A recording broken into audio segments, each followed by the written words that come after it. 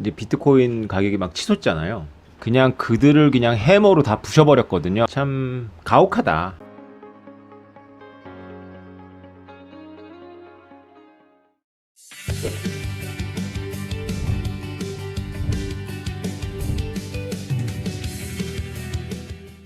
저는 이런 생각이 들었어요. 이제 비트코인 가격이 막 치솟잖아요. 근데 참 가혹하다. 비트코인이 우리가 비트코인을 좋아하건 안 좋아하건 알건 모르건 간에 비트코인이 강제적으로 모두를 고3으로 만들어 버렸어요. 여러분 고3을 어떻게 보내셨습니까? 잘 보내셨습니까? 고3을 잘 보내신 분들은 인생이 좀 다른 분들보다 좀 편했죠. 어디 가서 자기를 증명할 필요가 없잖아요. 그죠? 그런데 놀랍게도 다시 고3이 돼버렸습니다. 왜 내가 다시 고3이 됐나 빨려 들어왔어요. 고3으로. 고3을 잘 못 보내신 분들 혹은 고3이라는 기회조차 없었던 분들은 다시 고3이 된 겁니다. 그분들에게는 아주 좋은 찬스죠. 참 어떤 면에서는 축복이고 어떤 면에서는 가혹해요. 저는 그걸 이해합니다. 이제 가혹하겠죠. 자기가 아는 것이 전부라고 생각했고 자기가 속해 있는 사회가 가장 지성적이라고 생각했던 사람들에게는 이게 너무 가혹한 거예요. 그냥 그들을 그냥 해머로 다 부셔버렸거든요. 비트코인 논문 하나가. 그러나 고3을 잘못 보냈던 분들, 그러나 뭔가 새로운 것에 대한 갈증이 있었고 인생 역전까지는 아니지만 인생이 그렇게 신비로 가득하다라는 걸 알고 있는, 인생의 비밀에 대해서 어렴풋하게 알고 있는 분들에게는 지금 새로운 고3이 되신 거예요. 그럼 그분들에게는 굉장히 축복입니다. 일반적인 우리가 생각하는 머릿속에 있는 고3하고는 뭐가 다르냐? 기회이자 시험대라는 측면에서는 굉장히 유사한데요. 경쟁이 아니에요, 이거는. 그렇다고 협력도 아닙니다. 뭐 더 많은 사람들이 비트코인을 깨달았다 그래가지고 내 몫이 줄어드는 것도 아니고요. 많은 사람들이 비트코인을 저주한다 그래서 비트코인 망하는 것도 아닙니다. 그냥 각자 시험대 위에 올라갔을 뿐이에요. 다만 내가 지금 고3에 와 있는지 아닌지를 모르고 철없이 짚고 까불고 있느냐, 숙연하게 지금 자기가 고3이라는 걸 인지하느냐의 차이가 있을 뿐이죠. 제이 클레이튼, 지안 까를로, 캐시 혼, 뉴욕 금융국장이었던 로스키, 이런 분들은 전부 자기가 고3이라는 거를 시작과 동시에 알았던 거죠. 캐시 혼이라는 그 여성분 되게 미모를 뽐내시는 분인데 진짜 전형적인 우리 어렸을 때 소머즈 같은 미드를 볼 때 꿈꿨던 그런 그 금발의 지적이고 미국 연방 검사였고, 비트코인을 기소하라라는 명령을 2012년도에 받죠. 그래서 비트코인을 공부하고 나서 한 달인가 두 달 만에 비트코인을 기소할 수 없다는 걸 깨닫죠. 그리고 비트코인 수사를 하면서 비트코인에 대한 속성을 시험하고 테스트하고 미국의 수사당국 핵심부에서, 이분이 태스크포스였으니까요. 크립토커런시. 비트코인은 기소할 수 없고 비트코인하고는 같이 갈 수밖에 없는데 놀랍게도 비트코인은 범죄 수사에도 매우 유용하다라는 공감대를 형성을 합니다. 이분이. 그래서 미국의 그 핵심 엘리트들, 특히 수사 당국들은, 법무부의 핵심들은 2013년, 2014년도 실크로드 사건 때 의회에 불려가서 비트코인은 걱정할 만한 사안이 아니다라는 말을 하죠. 법무부 장관이. 그 배경에 이 캐시 혼이라는 분이 있었던 거고요. 이분이 코인베이스 이사도 했었고, 어디 대학에서 비트코인 강의도 했습니다. 이분이. 그럼 지금 SEC 의장은 원래 MIT에서 그 비트코인과 크립토커런시 강의하시던 분이잖아요. 이분이 지금 관직을 얻어가지고는 우리가 막 기대한 것만큼 속도를 내진 않죠. 그러나 우리가 유추해볼 수 있잖아요. 이분도 결국은 SEC 의장을 그만두면 어느 세계로 돌아갈 것 같아요? 여러분들 보시기에. 결국 이렇게 급부상하고 있는 비트코인과 암호화폐와 스마트 컨트랙 플랫폼의 세계로 돌아갑니다. 이분도. 그러니까 이분이 돌아갈 자기의 세계를 망가뜨리고 가겠습니까? 너무 쉬운 문제 아닌가요? 이거는?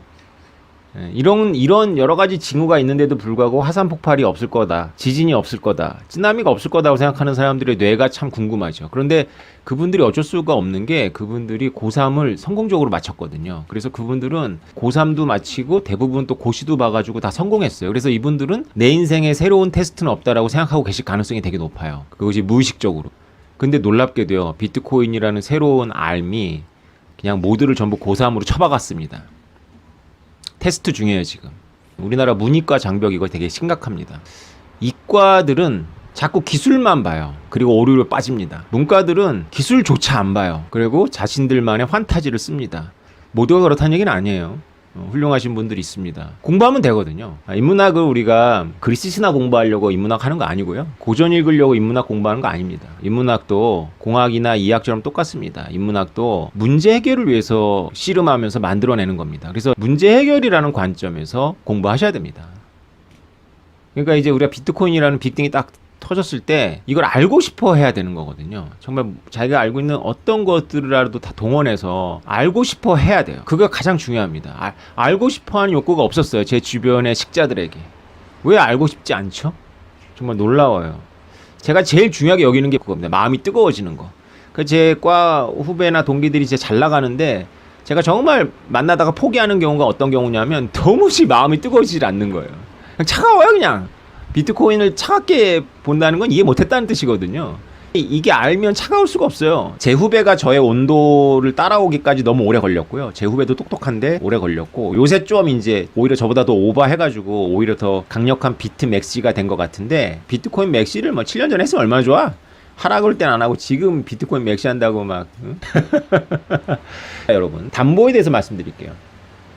우리나라가 이제 금융 IQ가 굉장히 낮은데 금융적 상상력이 좀 필요합니다. 담보물을 기준으로 이루어지는 금융 계약이 이제 스마트 콘트랙이 하나의 큰 축인데 여러분들이 금융 담보는 우리가 사용 가치가 있어서 점유를 하면서 사용하고서 소모시켜 버리는 그런 물건과 다르다라고 보시면 돼요. 예를 들어서 여러분들이 고흐의 그림을 갖고 있다고 생각을 해보시죠. 그 그림을 집에다 걸어놨어요. 여러분들이 점유하고 있는 거죠. 여러분들이 그 그림을 볼 때마다 감동을 받겠죠.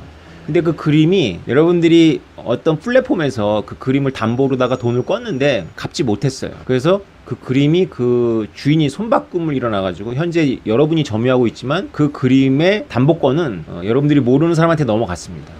여러분들이 그 담보권을 회복하려면 담보 그 주인이 제시한 옥션을 통해 가지고 여러분들이 경합을 해가지고 회복하는 수밖에 없어요. 여러분들이 그 현재 그림을 점유하고 있다라고 해서 더 우월하지 않습니다. 그럼 여러분 이런 생각이 들죠. 아, 내가 그 그림 들고 튀면 안 돼? 튀면? 네, 튈 수 있어요. 근데 이제 거기서부터 문제가 생기는 겁니다. 그 그림이 만약에 튀어서 여러분들이 지하 경제에서 그거를 반의 반값이라도 팔 수 있다면 여러분들이 튀는 게 현명할 수도 있어요. 그래서 여러분들이 튀어서 어디서 사실 거예요? 삶을 어디서 영유하실 거예요? 한국에서는 안 되잖아요. 그죠? 그리고 미국에서도 안 될 것 같은데요? 국가가 쫓아오는 게 아니라 아마 그보다 훨씬 더 무서운 자들이 여러분을 쫓아올 겁니다. 응징 때문에. 숨어 사셔야 돼요. 그러면 여러분들이 그 고흐의 그림을 반의 반값으로 지하에서 팔아서 그것을 숨어서 하더라도 여생을 맡길 수 있는 돈이 된다면 여러분 이렇게 하시겠죠. 자, 그러면 이제 또 그거를 반의 반값으로 구입하는 사람 입장에서 생각해 볼까요? 반의 반값을 구입하는 사람은 그거를 가져다가 자기 창고에 두기 위해서 100년쯤 지나가지고 자손이 그걸 발견하기 위해서라면 뭐 그 말이 됩니다. 근데 그분도 어딘가에 그 가치를 팔아야 되는데 못 팔아요. 왜냐면 그 그림의 공식적인 주인은 플랫폼상에서 바뀌어버렸거든요. 그걸 누구나 다 인지를 합니다. 그래서 여러분은 반의 반값을 샀지만 그것을 감상하는 거, 점유하고 감상하는 거 외에는 용도가 없어요. 뭐 찢어버릴 수 있겠죠. 이게 말이 안 되는 것부터 이제 이해가 되시죠. 그래서 제가 왜 그 집 그림하고 비유를 했냐면 그림도 사용 가치는 아니잖아요, 이게. 그렇다고 해서 이게 점유가 불가능한 건 아니에요. 점유가 가능하죠. 근데 보통 금융의 담보물은 점유 자체가 잘 안 되는 것들을 써요. 예를 들어가지고 그림은 어디 갖고 튈 수가 있지만 토지는 어떤가요? 토지는. 또 집은 어떤가요? 이건 갖고 튈 수가 없잖아요. 그리고 집은 이제 조금 다른데 토지 같은 경우에는 감가상각가 안 되잖아요. 그러니까 이제 소모시킬 방법이 없어요. 그 소모시킬 방법이 없는 것들이 금융의 담보물로서 굉장히 의미가 있죠. 쉽게 말하면 무슨 얘기냐면 여러분들이 이 사용가치, 우리가 이제 프로덕트에 대해서 사용가치 위주로 생각을 하면 이 금융을 이해하기 되게 어렵다. 어떻게 플랫폼에서 막 거래가 되느냐. 거래가 됩니다. 네. 바로 지금 이 그림하고 똑같은 거예요. 거래가 됩니다. 국가의 개입 없이 일어난다는 것이 놀라운 일입니다. 그래서 국가 종교에 쩌든 분들은 자유시장이 할 수 있는 일이 많지 않다라는 생각을 은연중에 해요. 특히 강제력이라는 분에서. 근데 이제 원래 그 해양이라든가 이런 데서는 이렇게 국가가 없었기 때문에 상인들에 의해서 관습적으로 이렇게 관례들이 만들어지거든요. 그러면서 자유시장에서도 법이 만들어집니다. 그런데 비트코인은 이제 그 예전에 그걸 다시 이제 부활시키는 거죠. 그래서 이 모든 것들이 이 짐바브웨에 커피 농사 지려고 했던 분이 땅을 담보로 해놓고 이렇게 그 땅이 담보로 되면 그 담보권을 회복하기 위해서 빚을 갚아야 되고 이런 것들이 국가의 개입 없이 전혀 개입 없이 이루어질 수 있다는 거예요. 국가가 이제 이런 것들을 강제할 수 있고 뭐 감옥에 보낼 수도 있었던 건데 그 국가가 개입을 해가지고 긍정적인 역할을 미치는 것보다는 대부분의 나라, 좋은 나라들도 있지만 대부분의 나라에서는 특히 아프리카나 이런 저개발 국가에서는 국가 자체가 깡패이기 때문에 국가를 끼는 게 별로 안 좋아요, 사실은. 국가를 끼는 게 별로 안 좋은데 2차 세계대전 이후의 시스템이 제국주의에 대한 반동 때문에 그 개별 국가한테 거의 무제한적인 주권을 줬어요. 그 개별 국가한테 무제한적인 주권을 주니까 민족 해방론을 갖고 있는 사람들이 그 개인의 권리는 제국주의 시대보다 훨씬 더 압살해 버리는 거예요. 그 제국주의는 오히려 보편적인 지역을 관할해야 되기 때문에 개인의 책임과 권리를 좀 명확하게 해주고 이걸 보편화시키는 그런 기능이 있거든요. 그런데 개별 국가, 민족 단위의 개별 국가가 이제 주권을 갖다 보니까 뭐 정치적 혼란은 둘째 문제고 개인들을 굉장히 억압해요. 그게 이제 민족 해방 전선으로 이제 2차 대전 이후에 민족의 영웅으로서 정권을 잡은 나라에서 보편적으로 나타나는 현상입니다. 예외적인 경우를 빼놓고 개인의 자유를 오히려 제국주의 시대보다 훨씬 더 억압하죠. 그럼에도 불구하고 민족주의자들이 권력을 잡았기 때문에 교과서나 어렸을 때부터 세뇌를 시키는 거예요. 민족이 해방됐다고. 민족은 해방됐는데 개인은 해방되지 않았죠. 왜냐하면 지역에 속해 있는 지역에서 재판을 받으면 그 지역에 속해 있는 권력자에 의해 가지고 그 재판이 좌우됩니다. 그래서 일반법에 의해 가지고 재판을 받기 위해서 수도로 소송을 갖고 오는 거죠. 그것이 이제 커먼로가 이제 그 영국에서 대두한 원리잖아요. 똑같습니다. 그래서 원래 법이라는 거는 보편화될수록 개인이 숨쉴 공간이 넓어지는데 2차 세전 이후의 시스템이 개별 국가에게 통화 주권만이 아니라 뭐 무차별적인 주권을 주는 바람에 개인들의 권리는 오히려 대부분의 지역에서 축소된 거죠. 우리가 바로 지금 아프가니스탄에서 보고 있는 모습이기도 합니다. 그것이. 그러니까 이런 부분은 너무 민감해서 우리나라도 식민지를 겪었기 때문에 이거를 한국 버전으로 만들어버리는 순간 여러분들이 알고 있는 것이 앞뒤가 완전히 뒤집어지기 때문에 굉장히 힘들죠.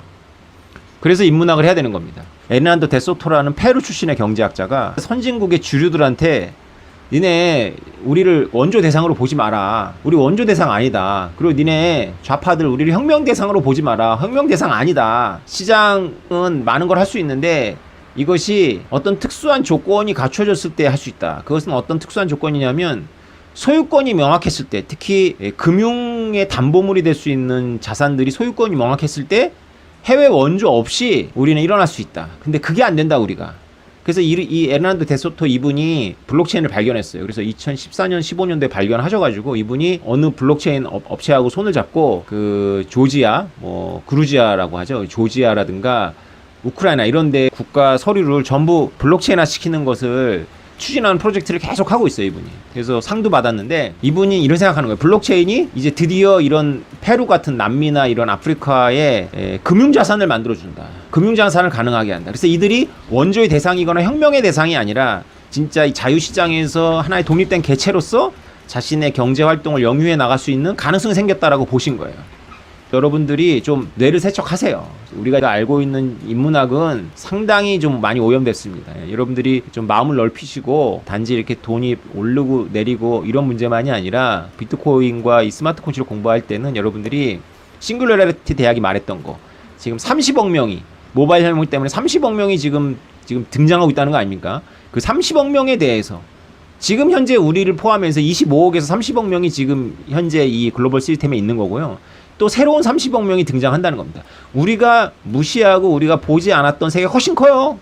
그래서 그런 세계에 대해서 우리가 마음을 갖자고요.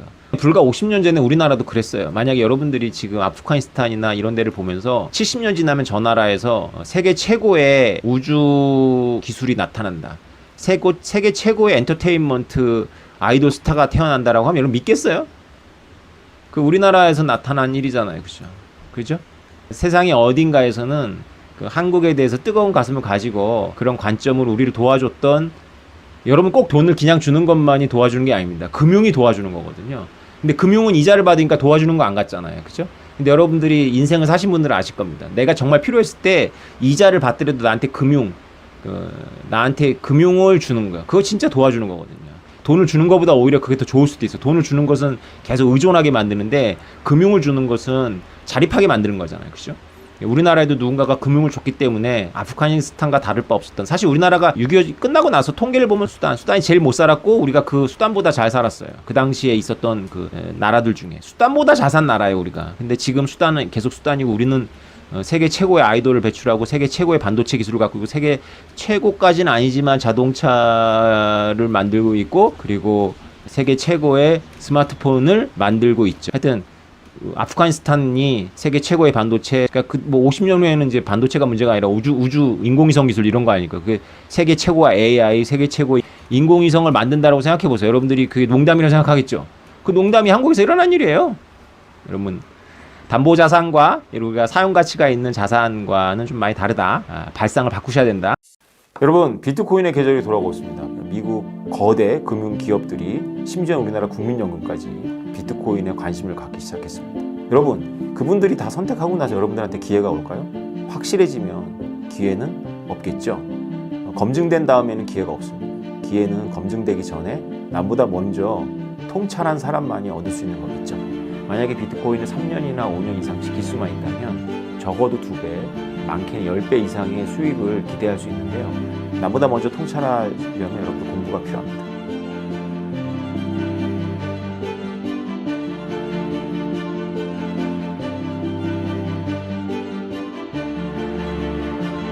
운달 책방 구독자 여러분 안녕하세요. 여러분들이 성원해 주신 덕분에 더 그레이트 비트코인이 교보문고 베스트셀러도 되고 가문의 영광입니다. 감사합니다. 제 책이 잘 팔리는 이유 중에 하나는 지금 다시 비트코인의 계절이 돌아오기 때문입니다. 비트코인 관련한 여러 가지 호재들이 쌓이고 있는데요. 가장 대표적으로 미국에서 증권거래위원회가 비트코인 현물 ETF 승인을 앞두고 있다는 그런 기대감이 올라오고 있습니다. 그것과 또 별개로 내년 4월에 비트코인 채굴 반감기가 예정되어 있습니다. 그래서 이 두 가지 물결이 하나로 만났을 때 우리가 생각하는 것 이상의, 여러분들이 상상하는 것 이상의 상승폭이 가능하다고 볼 수 있습니다. 이럴 때일수록 여러분들께서 비트코인을 과연 공부해야 될까? 이런 생각이 드실 겁니다. 그냥 주변에 사람들이 투자하니까 따라서 투자하든가 아니면 또 몇십 배씩 오르는 알트코인을 또 선택할 수도 있는데요. 우리가 비트코인에 대해서는 원리를 알고 공부를 하고 투자를 하면서 병행하는 것이 매우 중요합니다. 비트코인에 대해서 제가 얘기를 해보면 많은 분들이 실제로 비트코인을 조금씩 샀더라도 오랫동안 지키지는 못합니다. 왜냐하면 비트코인은 아직도 많은 공격을 받고 있기 때문에 비트코인 가격이 올라가면 올라갈수록 비트코인을 싫어하거나 비트코인을 부정하는 주류 엘리트들의 공격은 이어집니다. 이럴 때 만약에 비트코인에 대한 공부가 체계적으로 되어 있지 않으면 놀라게 되죠. 놀라면 안 좋은 선택을 하게 됩니다. 본능에 따라서 비트코인을 던지기 때문이죠. 그래서 제가 비트코인을 10년 동안 공부하고 주변에 권해보면서 느낀 건 비트코인은 투자하는 것보다 오랫동안 지키는 것이 훨씬 더 어렵습니다. 만약에 비트코인을 3년이나 5년 이상 지킬 수만 있다면 적어도 2배, 많게는 10배 이상의 수익을 기대할 수 있는데요. 그러려면 여러분들께서 지키려면 어떻게 될까요? 네, 제가 늘 강조했지만 비트코인 공부를 해야 되겠죠. 오랫동안 지키고 여러분들이 꼭 수익을 볼 수 있도록 하기 위해서 비트코인 필승 투자 스터디를 드디어 론칭했습니다. 비트코인의 시기가 다시 돌아오면 우리가 촉박해집니다. 사실 공부할 마음이 생기지 않죠. 원래 비트코인 공부는 침체기 때 하는 것이 맞는데요. 이미 침체기가 끝나가고 있기 때문에 여러분들이 공부할 시기가 더 없을 겁니다. 그럼에도 불구하고 여러분들께서 오랫동안 비트코인을 지키시기 위해서는 반드시 공부가 필요하시다는 거. 여러분들의 바쁜 일상에 맞게 이렇게 엑기스만 모아서 만든 영상과 교재를 보시는 게 저희 지혜족보나 오태버스에 있는 수백 편의 동영상을 보시는 것보다는 훨씬 더 편리하고 용이하지 않을까 생각이 듭니다. 이 영상에는 비트코인에 대한 국제 글로벌 금융기관이라든가 그 다음에 1000억 대 이상의 부자들 그리고 제가 여러 번 강조하지만 지정학 자산으로서 비트코인을 둘러싼 미국과 중국의 힘겨루기, 그 다음에 각 국가의 태도들, 이제 강의에 더해서 교재까지 만들었습니다. 제 강의를 유료한 문체로 풀어낸 교재인데요. 여러분들께서 강의를 보시는 것도 좋지만 우리가 책으로 되어 있으면 앞뒤를 넘어가면서 보기가 쉽거든요. 여러 가지 시청각 자료들도 교재 안에 들어가 있기 때문에 여러분들이 중요한 것은 메모하시면서 기억할 것은 체크하시고 나중에 또 보시고 반복해서 학습하기에 교재만큼 좋은 건 없죠. 비트코인은 화폐 현상이죠. 그래서 비트코인을 여러분들이 알고 있는 주식에 대한 어떤 그런 관점이나 채권에 대한 관점으로 접근하시면 반드시 실패하게 되어 있습니다. 비트코인을 이해하시려면 여러분들이 국제관계를 이해하셔야 되고 이해하시려면 역사도 좀 아셔야 됩니다. 역사를 알아야 지금 현재 진행되는 일과 앞으로 나아갈 일을 알 수 있게 되겠죠. 이제 우리가 다 기다리던 비트코인의 계절이 돌아오고 있습니다. 여러분들은 이때 어떻게 지내실 겁니까? 내가 혼자 돈을 벌고 수익기관이니까 나 혼자 좋고 뭐 그럴 수도 있습니다. 근데 저는 지난 10년 동안 여러분이 아시겠지만 제 주변에 제 책을 주고 설득하고 저랑 친하면 제가 협박도 했다고 말씀드렸죠. 너 이거 비트코인 안 사면 나랑 영 끊는가 뭐 이런 식으로 했는데 그것은 뭐 제 진심이죠. 왜냐하면 너무나 중요한 거고 나중에 저 혼자 부자가 되면 그들이 얼마나 질투를 하겠습니까? 뭐 요트 혼자 타면 재밌습니까? 같이 타야 재밌지. 네, 이렇게 우리 같이 주변에 이제는 좀 훈풍이 부니까 가족들, 친척들, 친구들한테 알리면서 이 시간을 우리가 선물로 받은 시간들을 좀 나누었으면 좋겠습니다. 이 밑에 이 영상에 달리는 링크를 통해서 여러분들께서 이 강의, 이 패키지 상품의 안내를 받을 수 있습니다. 검증된 다음에는 기회가 없습니다. 기회는 검증되기 전에 남보다 먼저 통찰한 사람만이 얻을 수 있는 거겠죠. 남보다 먼저 통찰하려면 여러분들 공부가 필요합니다. 다 같이 비트코인 필승 투자 스터디에서 뵙겠습니다. 감사합니다.